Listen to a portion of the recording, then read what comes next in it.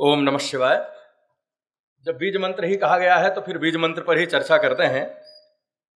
अधिमंच और उपमंच में सभी विराजमान विद्वानों को प्रणाम करते हुए, गुरुजनों को प्रणाम करते हुए, ज्योतिष के जो प्रतिनिधि हैं उनका स्वागत और वंदन करते हुए मैं कुछ बिंदुओं पर चर्चा करना चाहूंगा। विषय चिकित्सा ज्योतिष पर है या कहें समग्र ज्योतिष पर है, तो एक विद्यार्थी होने के नाते और उसमें शिक्षण कर्म करने के नाते जो मेरा व्यक्तिगत अनुभव है और जिस दिशा में हमारा दृष्टिकोण अवश्य होना चाहिए, उन दिशाओं की तरफ आपका रुझान लाना चाहूंगा या ध्यान आकर्षित करना चाहूंगा। बहुत संक्षिप्त में अधिकतम 8-10 बिंदुओं में अपनी बात खत्म करूंगा। ज्योतिष शास्त्र के प्रयोजन में बृहद जातकम के प्रथम अध्याय के 3 श्लोक में कहा गया है, होरेत्य होरात्र विकल्प मेके वांछन्ति पूर्वा परवर्ण लोपात कर्मार्जितम पूर्व भवे सदादि यत्तस्य पंक्तिम समभिव्यनक्ति। यह बहुत महत्वपूर्ण पंक्ति है। यदि आपसे कोई पूछे ज्योतिष शास्त्र करता क्या है, तो हम बहुत सारी बातें करते हैं, परंतु वराह मिहिर ने एक सीमांकन किया है कि फलित ज्योतिष, क्योंकि यह फलित ज्योतिष का ग्रंथ है बृहद जातकम। मैं बात मेदिनी या संहिता ज्योतिष की नहीं कर रहा हूं, सिद्धांत ज्योतिष की नहीं कर रहा हूं। कर्मार्जितम पूर्व भवे सदादि, आपके पूर्वार्जित जो कर्म हैं सद आदि, या तो सत अच्छे हो सकते हैं या तो अशुभ हो सकते हैं, यत्तस्य उस कर्म का जो फल है समभिव्यनक्ति, यह ज्योतिष शास्त्र, खास करके होरा शास्त्र जो फलित का दूसरा एक नाम है, या ये कहें कि होरा शास्त्र बड़ा है, हमने फलित के नाम से उसको प्रचारित कर लिया है, जो उसका पुत्र कहा जा सकता है, क्योंकि होरा में बहुत सारी विधियां हैं, बहुत सारे अंग उपांग हैं। तो जो हमारे पूर्व जन्मों में किए गए विविध अच्छे या बुरे कर्म हैं, उन कर्मों का जो परिपाक हो गया है, जिसे हम दशा के रूप में जानते हैं, जैसा गुरुजी ने कहा, शुभ फलद दशायाम तात्र गेवांतरात्मा। जब दशाध्याय आता है तो बृहद जातक में फिर वराह मिहिर कहते हैं, जैसी आपकी दशा होगी, यदि आपको ग्रहों को जस्टिफाई करना है, आपने कहा गजकेसरी योग बन रहा है, अच्छा योग बन रहा है, बुरा योग बन रहा है, रोग कारक योग बन रहा है, योग कारक योग बन रहा है, कैसे मान लें? उसी ग्रह की कई बार दशा अंतर दशा आएगी, कई बार प्रत्यंतर दशा आएगी।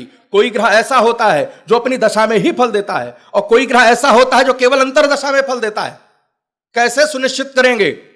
तो यदि उस ग्रह की दशा है, अंतर दशा है, पहले तो हमें यह चुनना होगा, अमुक ग्रह दशा में ही फल देगा, अमुक ग्रह अंतर दशा में ही फल देगा। पूरी अंतर दशा, अच्छी अंतर दशा निकल जाती है, फल नहीं मिलता।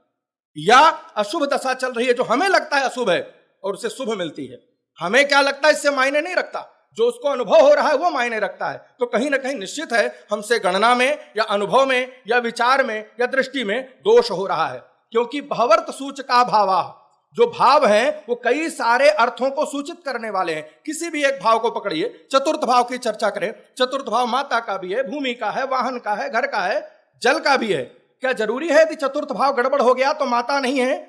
यदि मान ले माता नहीं है तो उसके पास घर भी नहीं है, वाहन भी नहीं है, भूमि भी नहीं है, उसके घर में पानी की समस्या है? ऐसा नहीं होता। कोई एक कारक गड़बड़ होता है, ठीक है, हम बांट देते हैं ग्रहों में कि चंद्रमा माता का कारक हो गया, भूमि का कारक मंगल हो गया, तो भी समस्या है। यानी बहवर्त सूचका भावा और बहवर्त सूचका ग्रह, जो ग्रह और भाव हैं ये बहुत सारे बिंदुओं के सूचक होते हैं, और इनको पकड़ने के लिए जिन पराशर मुनि के वचनों को लेकर के हम यह सेमिनार कर रहे हैं, उन्हीं ने षष्ठ्यंश तक इसका विभाजन किया है।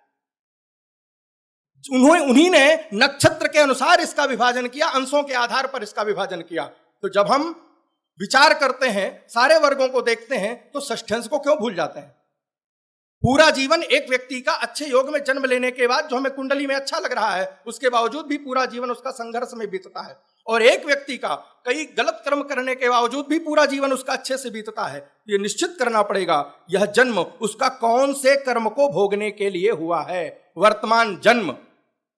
कोई व्यक्ति, जब हम जानते हैं कि व्यक्ति का जो जन्म है या जो कर्म का फल है वो किसी भी जन्म में मिल सकता है, जब किसी भी जन्म में मिल सकता है, जरूरी थोड़ी कभी मिलना है।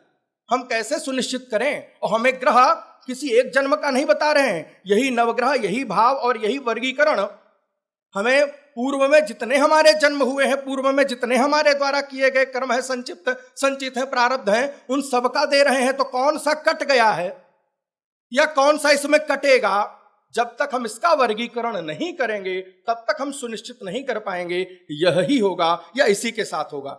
एक योग किसी एक कुंडली में अच्छा फल दे रहा होता है और दूसरा वही योग उसी स्थिति पर दूसरे के साथ अच्छा फल नहीं दे रहा होता है। भले कहने को हम कहें एक समय में जन्म हुआ, अलग अलग स्थान में हुआ, अलग अलग काल भेद में हुआ, इसका भी निर्णय पराशर ने दिया है, अपने ही ग्रंथ में दिया है।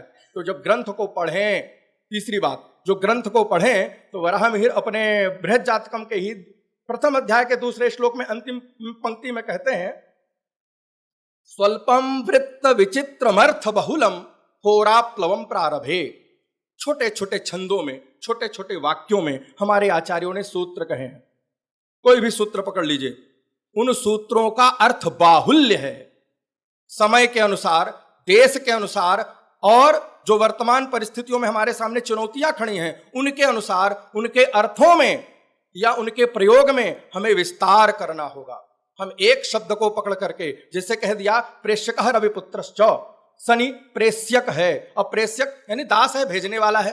अब आप इसका अर्थ बाहुल्य कितना कर सकते हैं, अलग अलग भावों में, अलग अलग नक्षत्रों में, अलग अलग स्थितियों में, अलग अलग समीकरणों में कैसे कर सकते हैं, ये आपकी कला है, जो आपको गुरु से, आपकी साधना यानी अभ्यास से और फिर इष्ट कृपा से प्राप्त होगी। यानी ज्योतिष या कोई भी शास्त्र, हम केवल ज्योतिष की बात ना करें, या तो गुरु से प्राप्त होगा या तो आपके अभ्यास रूपी अनुसंधान से प्राप्त होगा, जिसको आप सतत करते रहते हैं।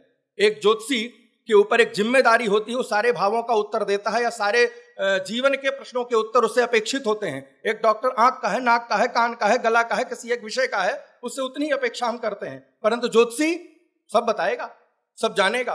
और यदि अपने आप से पूछें, स्वयं हम या तो ज्योतिष सीखने बैठे हैं या ज्योतिष सीख करके समाज में हम मार्गदर्शन कर रहे हैं, तो हमारे लिए एक प्रश्न खड़ा होता है, क्या वास्तविकता में किसी एक भाव का, किसी एक ग्रह का, किसी एक राशि का, क्या किसी एक नक्षत्र का हम संपूर्ण चिंतन जानते हैं? नहीं जानते। यानी हमारे लिए चिंतनीय है। तभी शायद हम बाहर के जो चैलेंजेस हैं, जो हमारे शास्त्र के प्रति लोगों की अश्रद्धा होती है, उपहास होता है, या हम कट करके भगना चाहते हैं, नहीं वो तो बहुत सारे समीकरण होते तो बताइए ना, नहीं वो फिर हम बाद में देखेंगे, बताएंगे, कहीं ना कहीं हम अपने आप से भाग रहे होते हैं। 10 कुंडलियों को देख करके हमने सही उत्तर दिया, क्या हमने कभी बाद में पता करने का प्रयास किया कि जो हमने बताया था वो हुआ तो कैसे हुआ, फिर उसका अनुसंधान करें। यानी हम बार बार अनुसंधान करके, अभ्यास करके, शास्त्र का अध्ययन करके और इष्ट कृपा से निश्चित ही हम तथ्य को पाएंगे और वर्तमान में होने वाली चुनौतियों को समझ सकते हैं। मैं इसी बात से अपनी बात को विराम देता हूं। धन्यवाद। बहुत बहुत धन्यवाद गुरुवर भूपेन पांडे जी। अब